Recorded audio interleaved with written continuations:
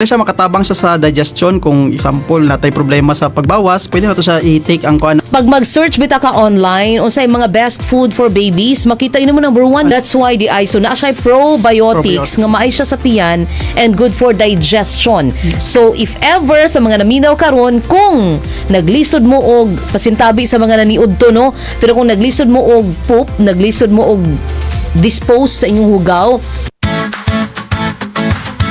going back, ang about yogurt, sige Yes, sir. Ang yogurt makatabang sa maayong kaimsog sa tiyan. Kini adunay buhing bakterya nga gitawag og probiotics. Probiotics. Mura same nagyapon sa Yakult. No? Same lagi Probiotics. sila, ma'am. Yes, ma'am. Kaya siya makatabang siya sa digestion. Kung example na tay problema sa pagbawas, pwede na to siya i-take ang kuan, ang yogurt para makatabang sa atong pagbawas. Oh. Ang yogurt usa pod ka maayong source sa protina ug calcium nga importante para sa kusog nga lawas. That's why the iGud nga recommended siya for even adults. So how much more sa babies? Yes, ma'am. Kay number one gina siya nga sa internet. Pag mag-search bita ka online unsay mga best food for babies, makita mo number one, yogurt.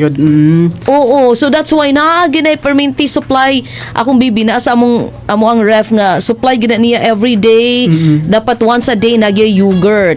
That's why the ISO na siya probiotics nga maay siya sa tiyan and good for digestion. So if ever sa mga naminaw karon, kung naglisod mo og pasintabi sa mga naniudto no, pero kung naglisod mo og poop, naglisod mo og dispose sa inyong hugaw, yogurt is the key. Yogurt ang atong dapat Pwede, ma'am.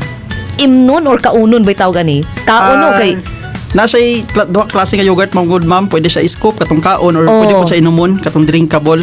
wa ko katagbuan ng yogurt na Ay available sa PCC ana. katong isa ka liter? Yes, ma'am. Oo, Mo to gidaghan siya. kay to no. Gapalit gyapon ko ana sir, pero madaot gid siya sa ako. Kay dili na ako siya kayang May kahit hot doon. Oo, hindi na naging ang problema sa uban. Oo, so kinahanglan gid siya ginagmay.